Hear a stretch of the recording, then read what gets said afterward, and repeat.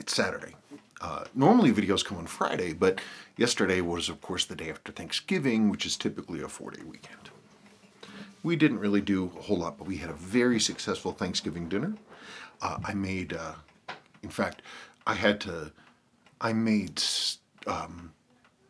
apple sausage stuffing from scratch. The stuffing came out well.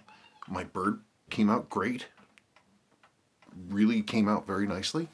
It's still really good. I got Rocket here. And Sebastian just dropped off Rocket for me for some reason. Oh, and I homemade gravy too, just the way just the same way that my cousin Wendy used to, which is a fun process. What? What? Okay, hang on. I have to get Mr. Rocket. What are you doing? Okay, I have to get Mr. Rocket. So instead of doing something like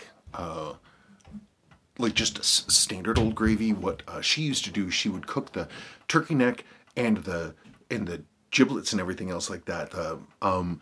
Cook them in the oven, but in their own separate thing, and then you pick all the meat off of the turkey neck once it's cooled, and then you get a good amount of the turkey juice and everything out of the thing. Get like a good, I don't know, good 2-3 cups of it, 4 cups. Put all of that stuff in a blender, and you blend it up like crazy. And then you add some more liquid in, and then you put it in a pan on the stovetop, and you just let it simmer and simmer and simmer and simmer for a long time, and it's, lordy, it's tasty. Hang on just one sec. I gotta make sure this thing's too. I think I've got it. So I've been trying to relax, and I've been fiddling around with my guitar. It's amazing how inexpensive these are.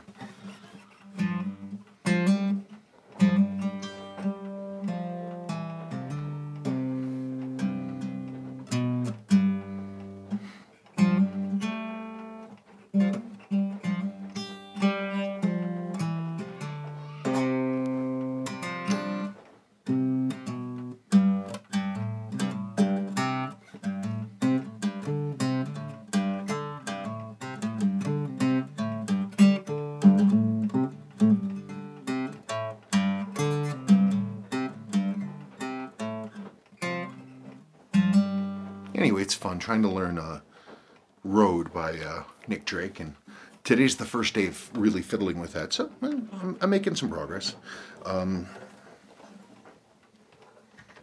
Also, came home and found a package had arrived, which I was excited about.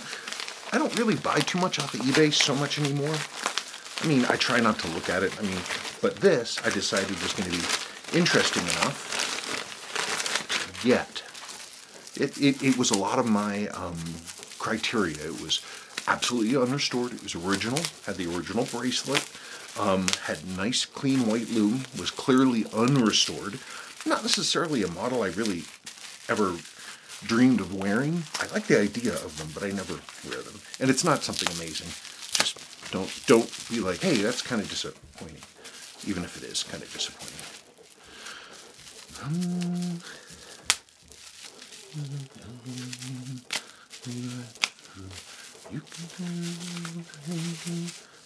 Yeah. Now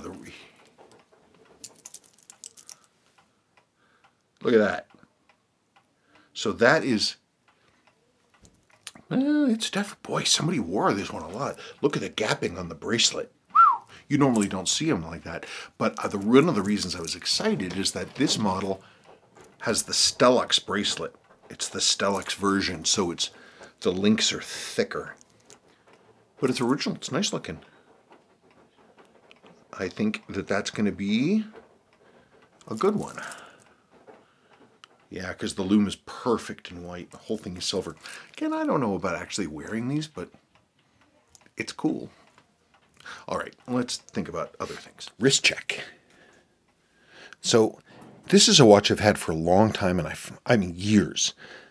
And I finally got around to restoring it. The dial and hand loom was a little patinaed down, but I used Revitaloom, and there we go. They're so elegant. They're just so elegant. Though I have to really commend and thank Stephen Moore for getting me back into these because he's really big pro these, and it helps me see them in a new light. They're a 38mm case, something like that. I think 38, I'll have to check it.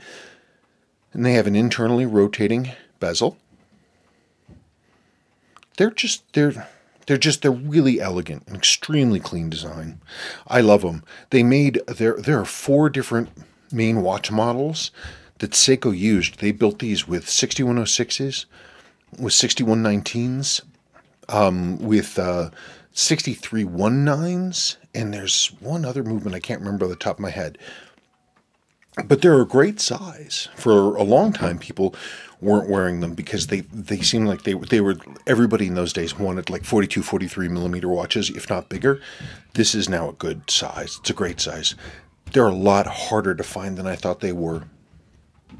I've never owned a green dial. They're very rare. I've owned 2 beautiful gold dials. Stupidly sold them all. I have a few black dials, unrestored, but I had this, and I'm not normally a fan of non-black dials, but the great thing about this is that in shadows it's so dark it looks black, and only in the highlights do you see the blue. It's a lovely, elegant watch. I also very much, sorry for all this screaming. Wow, Lord heavens. Okay, sorry for all the screaming. So anyway, I found, whoops. So this is the one I've been wearing, and I just like it because it's a little different. With that cool blue. That's the original crystal, by the way. Pretty neat looking. Here is one of the 6319 versions. These were the last ones that were produced, and this one, in fact, as you see, has a 77 dated case back, but that's all original. I think this is about the best we're going to get in terms of the screening. Anyway, so I went through. So this is the 6319 version. The last of them, 77. That's pretty late. I mean, they started in 69 and we're still running. This one's got, people don't like dedication sometimes, but I do. Especially when it's a present from a lady to a gentleman. With love, from Lynn.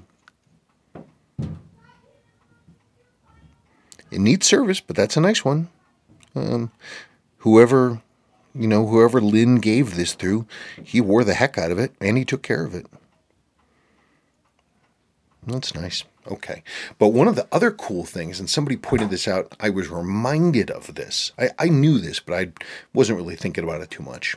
But how much these took their styling cues at the same time as the Pogue style case. It has the same, especially when you put an end link on here, it has the same face and the same curves, the same case lines. They use the same handset. And the same shades of blue. So I've started thinking of these as the Aqua Pogue. I know that's stupid, but whatever. There hasn't ever been a way for me to get a handle on these things to tell people about how great I think they are. I just think they're awesome, and there's no name for them. So you know what? I'm going to call it the Aqua Pogue, and everybody else can just deal with it. Because it helps me. I should restore this one. Okay, we've got some questions. Hi, Spencer. He says nice things. Thank you, Ivan. I recently bought a 7C436A00 mid-size diver, which is a birth year watch. My birth month also coincides according to the serial. It's a JDM titanium model with a kanji day wheel. I was wondering if you could please tell me more about this reference and what are your thoughts on titanium watches in general. Thank you and look forward to your next videos. Cheers, Ivan. That's a really cool variant. I've never actually personally seen one. It's called the, I think of it as the baby ashtray because, well, let's insert a picture.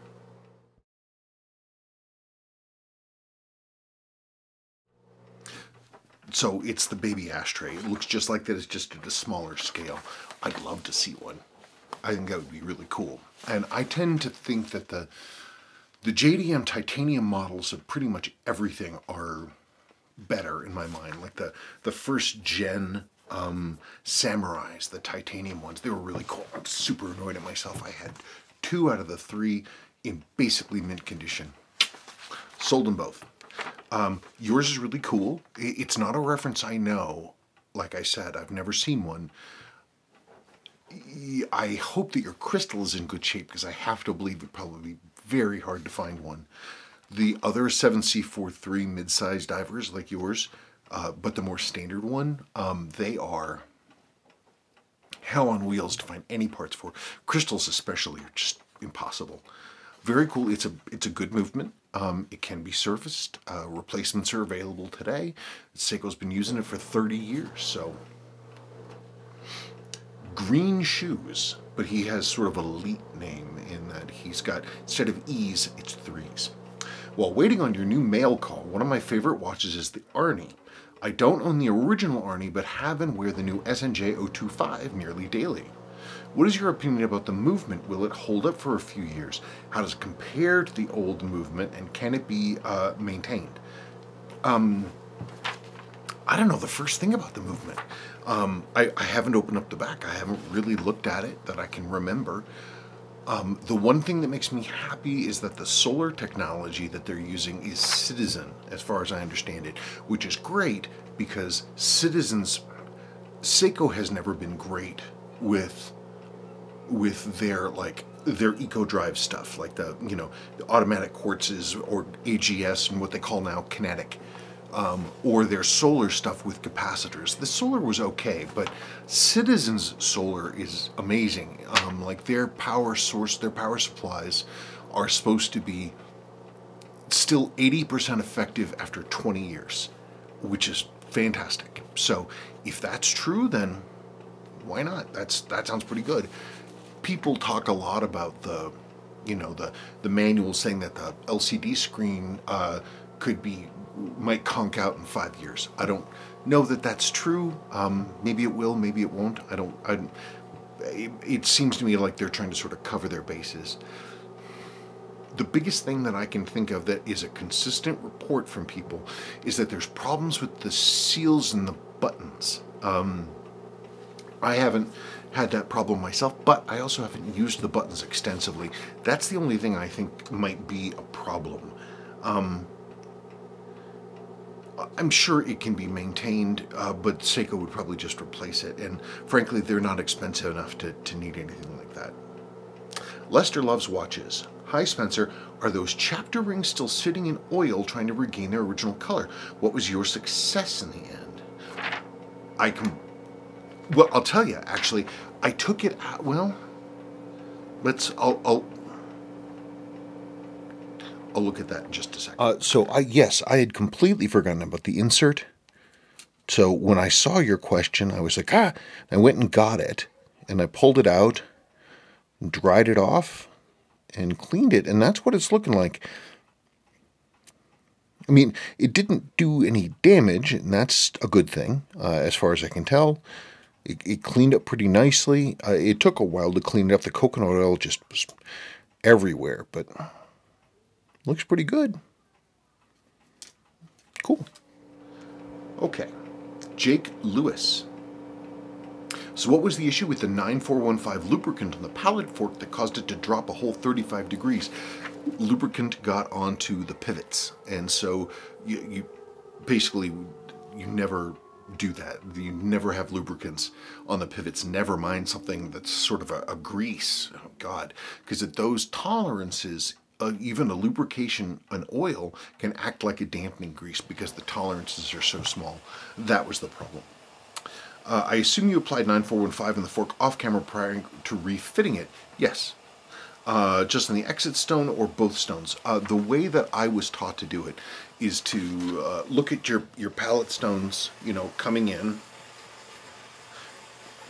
whatever. And so these, you've got the faces here, is just to have a small, like this, and then you run it. If you're really crazy, you can run it, basically. So your question was, just in the exit stone or both stones? Both stones.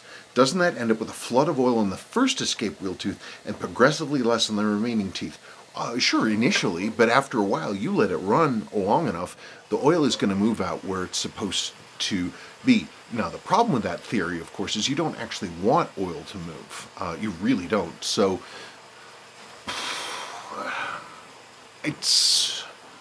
The thing is, I think the most dangerous thing versus, having oil settle in under its own power is having too much lubricant. And so, if I'm lubricating just those pallet stones, it's not a lot of lubricant to go around the entire escape wheel. Give it time, and that's going to be good, because, man, too much lubricant, you're screwed. Tom N. The unusually high amplitude in the 7002 you mentioned may be caused by the wrong lift angle set on the time graph for cheers. Yes, that's a good point. Last week we had a person who said that they were getting amplitudes of 325. Now, that said, sometimes I don't think there's enough range on these things to get an amplitude that high, but you know what? I'll test it maybe and find out. Remind me, I'll probably forget. Sam D. Another informative video. Thank you for taking the time to produce these videos. You're welcome. Thank you for taking the time to watch them. Can you please demonstrate how you do a light hand polish of a case to brighten up a case finish? I heard you talk about this, and I'm just curious how you go about doing this without damaging the original finish and case lines. It's just like polishing silver. I mean, that's not necessarily a skill that a lot of people have these days, because nobody really seems to want to own silver anymore. But like, I grew up polishing silver because of all the silver that my grandparents had, especially. And it's literally you're just taking off the haze. You're not grinding off metal or anything. You're just making it smooth. Literally a very soft cloth with a little bit of. I use Flitz now, thanks to a recommendation from one of our people here. And it's fantastic stuff. You don't use a lot of it. You don't really go nuts with it. It cleans up beautifully. It's really nice. And you can use Flitz on, gosh, everything. You can polish crystals, like plastic crystals. You can work on cases. There's all kinds of crazy stuff that Flitz is good for. Yeah. Rien Stoughton. I don't know that I got your name right, but I hope I did.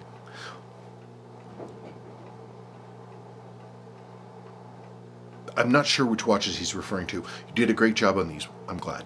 As a beginning watchmaker, I can only be in awe. I'm watching videos of people, young people who can play all of Nick Drake's stuff perfectly. And I look at them in awe, but they started out one note at a time. I started out one watch at a time. I hear you talking again about Revitaloom. What is that? I've been searching the internet for it. I'm so sorry. And only find teeth cleaning products, and I can't imagine using that on loom dots. Okay. So I apologize. There is no product out in the world called Revitaloom. That's just my pet name for a chemical mix that I created almost accidentally. Not quite, but I wasn't really thinking with both sides of my brain, and then I found myself in a situation where I thought it might work, and I tried it, and it did. Revitaloom is all it is. It's a chemical mix, and it can be used on original Seiko loom, and generally speaking, it does a pretty good job of getting rid of the staining and the dark patina stuff and the sort of the grossness. It can be kind of problematical to use, and I'm always a little careful with it, but generally I think it's been really, really fine.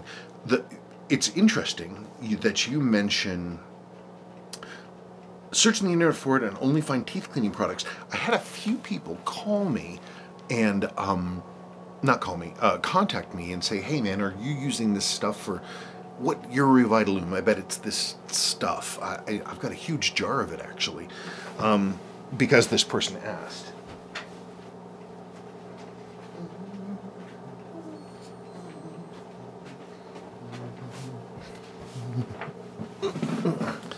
So people were asking me about this. Oh, what about, are you using tooth whitening stuff? And I'm like, what are you talking about? They were talking about this sodium perborate.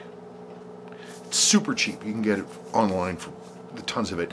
This is the stuff like if you have a root canal, they don't want the tooth, which is now dead, to start turning dark, and so they pack the cavity with this stuff, and it can leach all the way through the teeth and make them bone white. You know, I've made up my own mixture of stuff, and it does not use this. I don't use this stuff. I tried to use this. I couldn't figure it out. People have told me that this works really well. You know, because if you think about it, they're pretty similar kinds of structures, the two, teeth and salt and stuff. It's an oxidant. I don't know. I've never figured out how to make this work. I don't know. I don't know how. Maybe someday I will. My mix is my own. Nobody else knows what it is, and that's just the way it is for now. RG. Hi, Spencer. I hope Sabrina's doing well. She's upstairs watching Animaniacs. And we'll be back to the Friday videos soon. I don't know. Maybe. Friday factoid for you both. Among top 5 best places to live according to U.S. News, 4 are in Colorado, with Boulder being number 1. Sabrina, we were actually talking about that today. She said, you know, it's just so funny. Everybody wants to move here to Colorado because it's the cool place to be. I never even occurred to me, and here I am. My question today, is there a watch that you hated initially, but later fell in love with, and vice versa? I'm going to have to think about that one. I'm going to circle back around.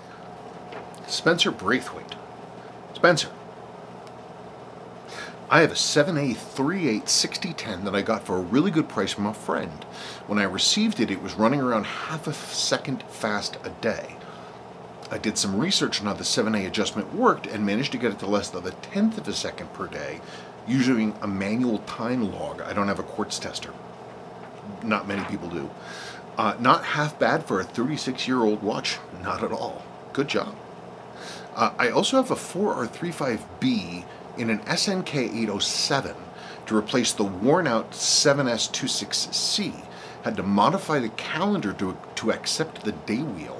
And when my friend regulated it, it was running around 295 degrees amplitude. Pretty impressive.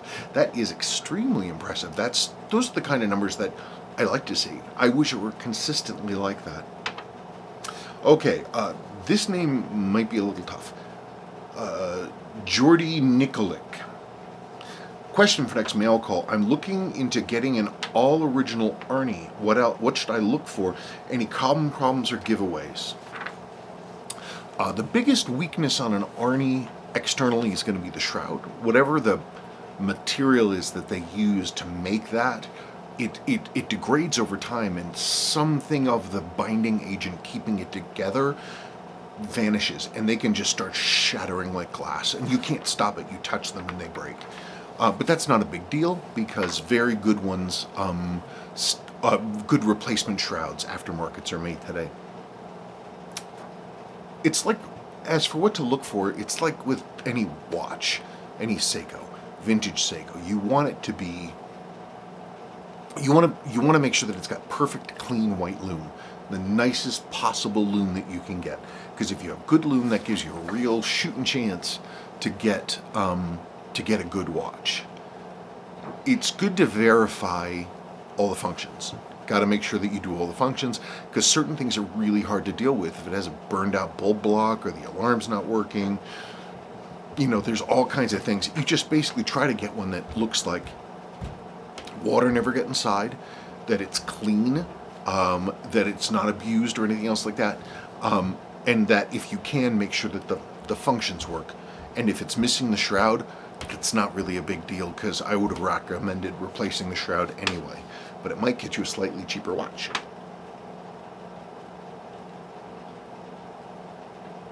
Okay, Bernard Samst, he is writing about his 6138 3000X Jumbo, Seiko Jumbo.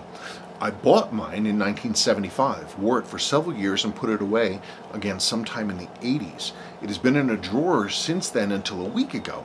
I found it, liked it all over again, and decided to have it serviced. I needed the case number for the form, and that led me to looking up the watch online. That led to videos like this one. I did not realize what I had. Look forward to wearing it again. They're great, great watches. Hang on a second, Rocket's at the door. Okay.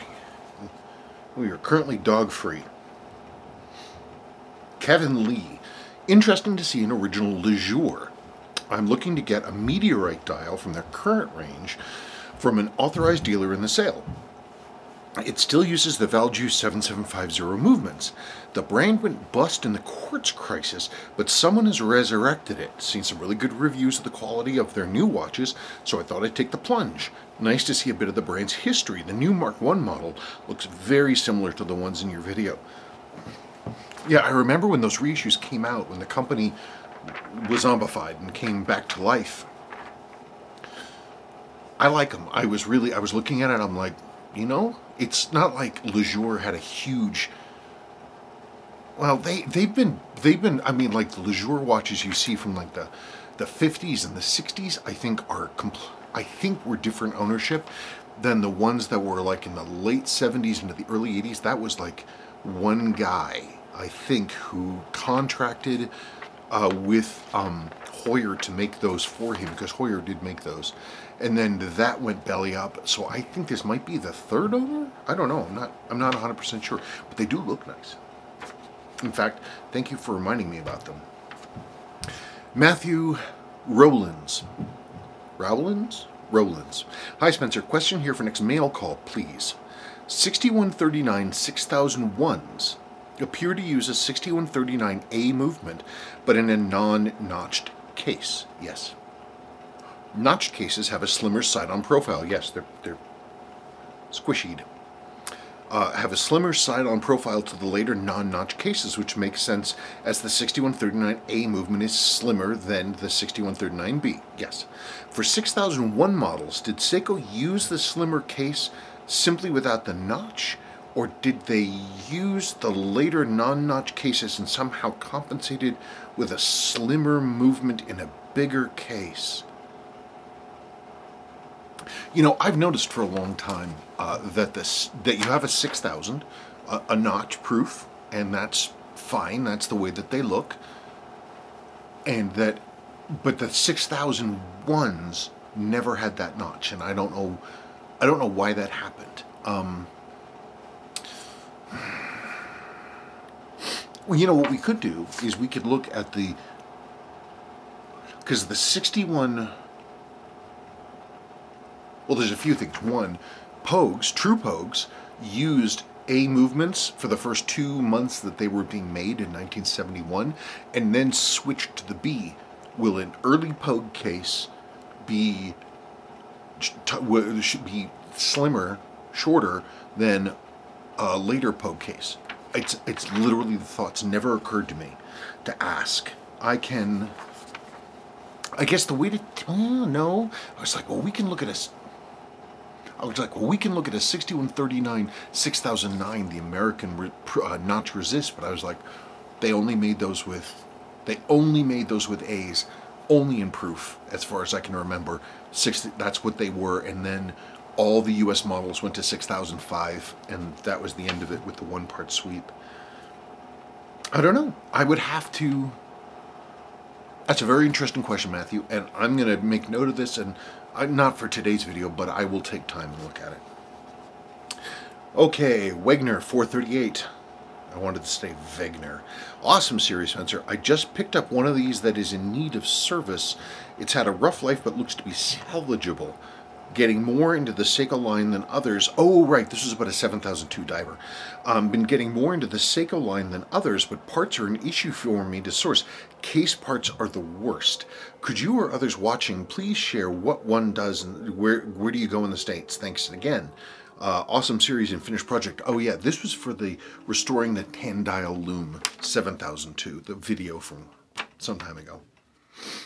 It depends what case parts you're looking for. Original inserts are the killer. Nobody makes them.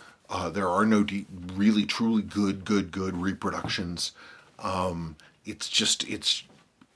If somebody made the perfect recreated insert, you know, the world would beat a path to their door. The rest of the case parts, I mean, crowns aren't hard to find. I mean, because the watches themselves are still so plentiful. Rotating ring inserts are really the only thing I can think that are a real big hardship to get your hands on. But I don't know. I guess if we knew what you were looking for, maybe we could help. anyway, folks, that's just about it. The sun's going down, and I'm being bad. But it's fun enough. Anyway, I hope those of you who celebrated Thanksgiving had a good one. And that's the end of that. Bye, folks.